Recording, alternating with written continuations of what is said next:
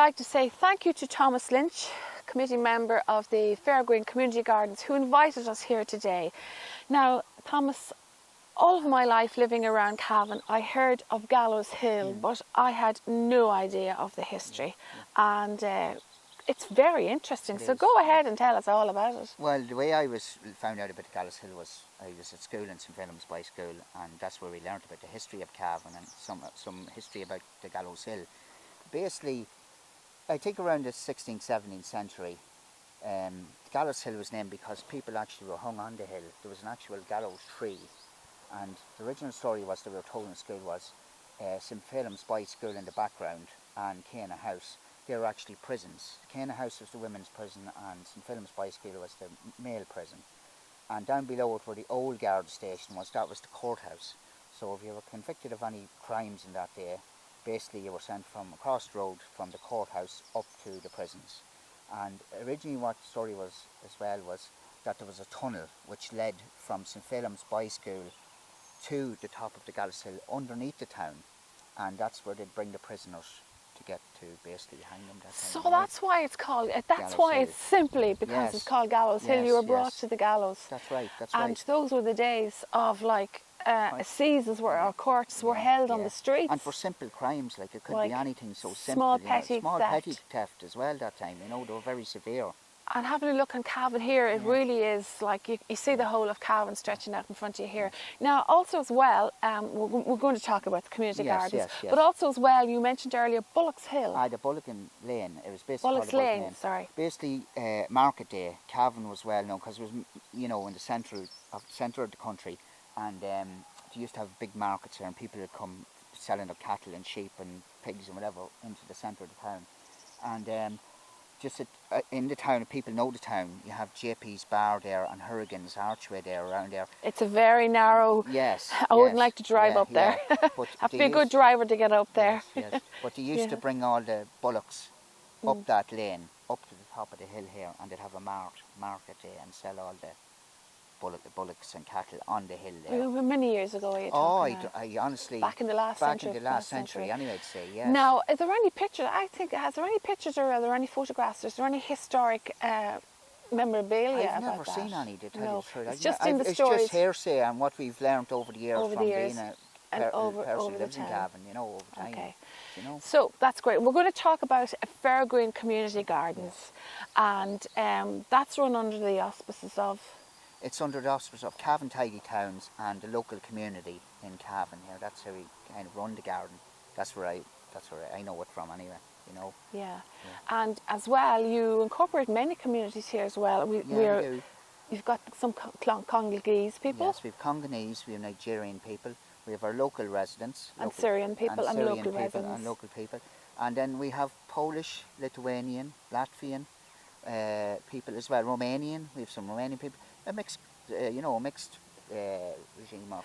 So, just for the folk out there and they're wondering, what do these people do? They come here, they get their own little plots, and they look after them and tend to them themselves. Yes, you help them out, and also you help them out, and as you get grants and resources and money and things, you can get more facilities here for the people and you also run courses here as well. Yeah, we run courses through the CMETB here in Cavan. I'm on board.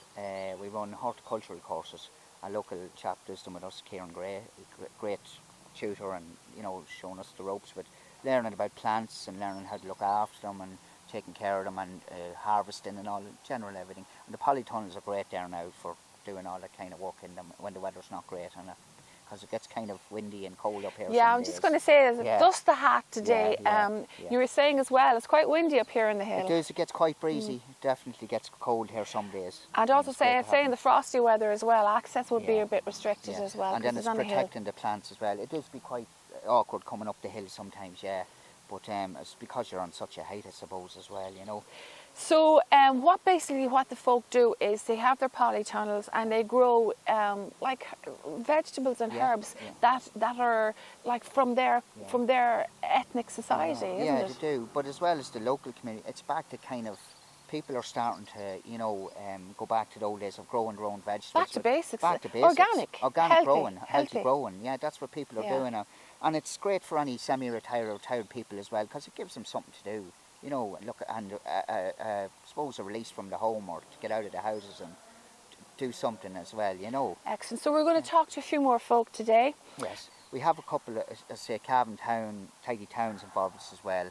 But we kind of be glad of any funding we get, really, to keep things going with the garden, you know, and keep us running courses and that, you know. Great stuff. So let's go and have a look around Fairgreen Community Gardens.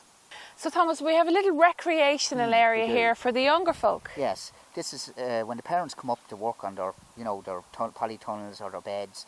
It's a little area where the young kids can come up and play.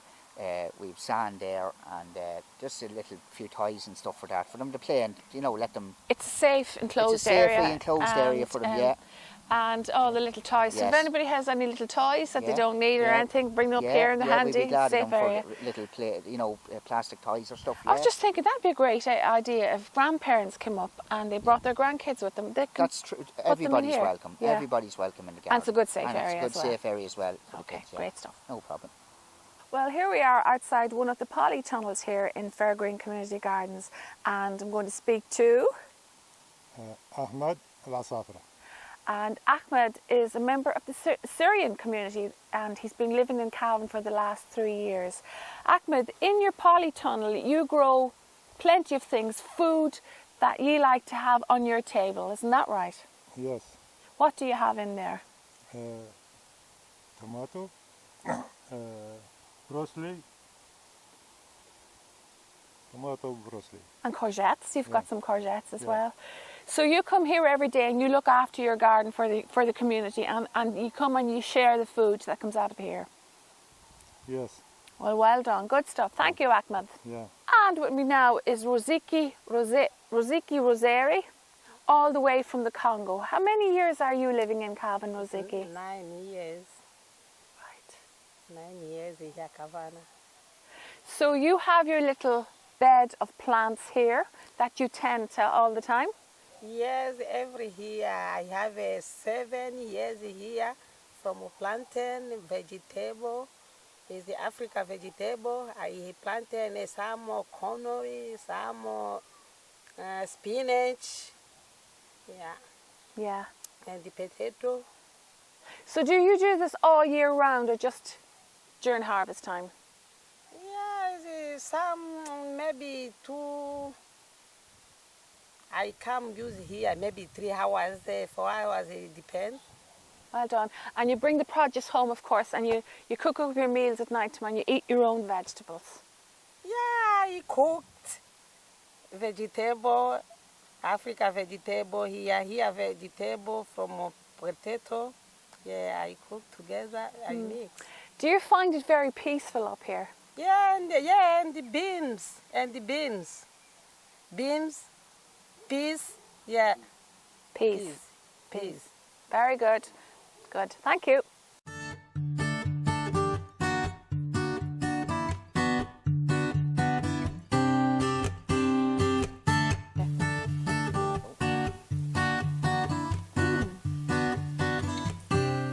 So what does every good community garden need?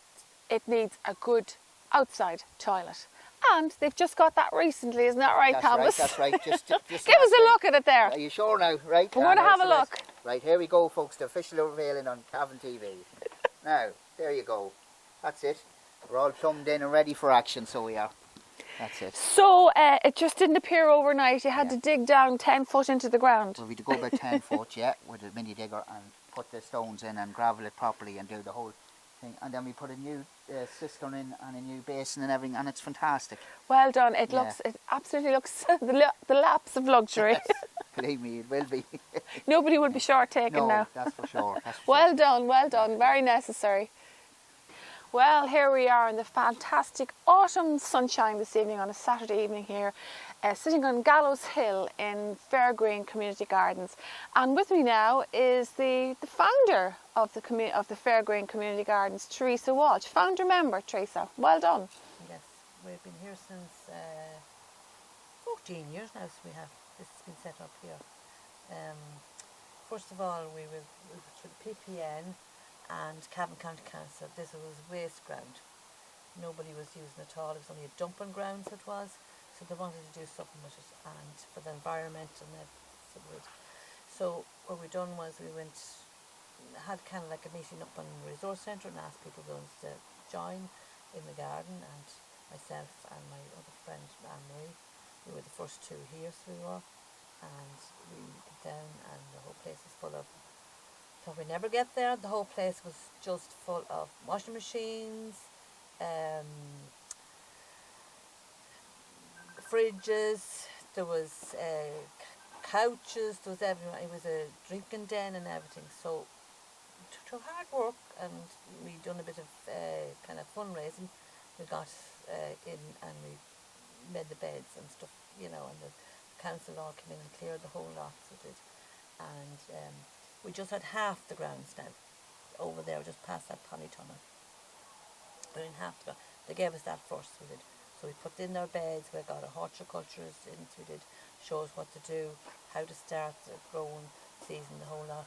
Through then we were vandalised a good few times because we had no fencing, but the council gave us fencing then, so they did, and the fencing was great it was.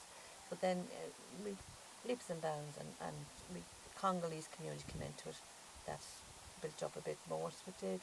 And then because we were more people was growing and growing and growing, we asked the council for the next piece of the ground. So hence all this area here is a fair green where the fairs used to have the years and years ago. So and then we expanded it on here. We've done some more fundraising, some more people come in. We have Syrians now in as well. We have South Africans. We have Nigerian. We have We were speaking to them all earlier, and I was delighted to see the work that was done in the polytunnels, and they then used the produce in their own family homes. It's great. What do you see for the future, Teresa? Like, you've expanded as far now possibly as you can go, and probably get a few more polytunnels. What is the future of Fairgreen Community Garden? well, as you said, the future hopefully is that we have expanded it, but there's still more beds there available for people. So we'll be going to, and what we've done now as well, we have the ETB coming in. So the ETB Training. yes, ETB, Adult Education and Training Board. They have come in and they're starting to run horticultural courses. Now the first one they had here was kind of like certified, but not, you know. But the next one now they're having is fully certified certificates. There's a exam at the end of it, and we're hoping to kind of like start, you know, having this coming in here, and Okay. yeah. So if anybody out there is interested in becoming involved, or even taking a plot or having a bed here, how do they go about doing that? We have a Facebook page, Fairgreen Community Garden. They can contact us by messenger on that, so they can, and we will get in contact with them. So they will. They don't even have to grow vegetables. They can grow flowers, so they can. They can be a member but not grow anything, so that they may pay the membership and come down here and sit here, and because sometimes Chill out, as some chill people out, say. chillax, Chill out. chillax. Yeah. So of course, you would ask, of course, that anybody coming here would be prepared to put their time in, to take care, and to respect the place. Oh, definitely respect the place. Yes, yeah. So far, we have everybody has been in this garden has respect to the place, plus that we respected each other. Because, as I said, we have an awful Great lot community spirit. we have an awful lot of, you know, nationalities here.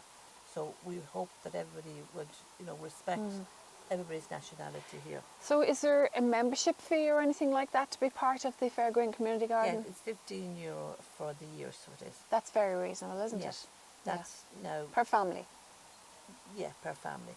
The beds now is a different story because we have to Build around them, build yeah. them. We have to buy the things. They can buy them themselves and build them themselves, but unfortunately we have to, because of the